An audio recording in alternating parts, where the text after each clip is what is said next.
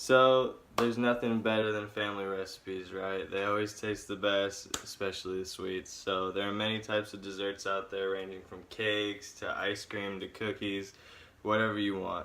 So today I will be talking about my grandmother's recipe for sherry cake, and I will be talking about what the cake is, what the ingredients are, and then how to make it and how to prepare it and serve it.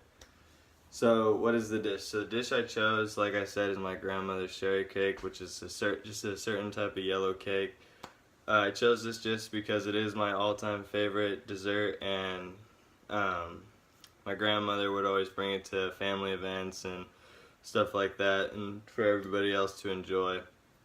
So the recipe was passed down from my grandmother to my mom. She now makes it for all our events, and especially like my birthdays and every like special event towards me, she always knows I like that sherry cake to be there.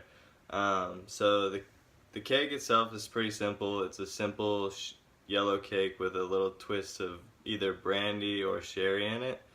So here are some of the ingredients and how to prepare it. So there are only 6 ingredients for the whole recipe of the cake, so it's really super simple to make, super easy. So first off, we got our dry ingredients, which is our Duncan Hines Classic Yellow Cake Mix. You can use any cake mix you want, just as long as it's the yellow moist cake mix. As well as your vanilla Jello instant pudding. Make sure it's instant, and usually the small box will do for one cake. And also you got your powdered sugar. So you mix all the dry ingredients together, and then you go ahead and add in your wet ingredients, which is 3/4 a cup of vegetable oil or canola oil.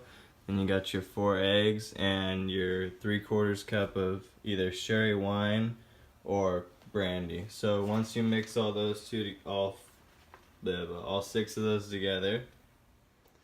So once you have all your wet and dry ingredients mixed together, you're going to pour them into a 10-inch tube pan.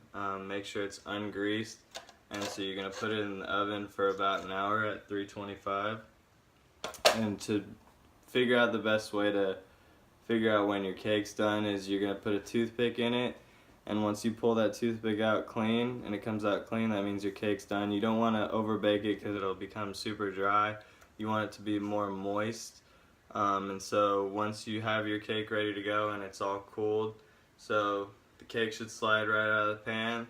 Then you could put some powdered sugar on it, which is what we usually do, but you can also put like a glaze, like if you want to do a maple glaze or a chocolate glaze on it, you can go ahead and put that on your cake.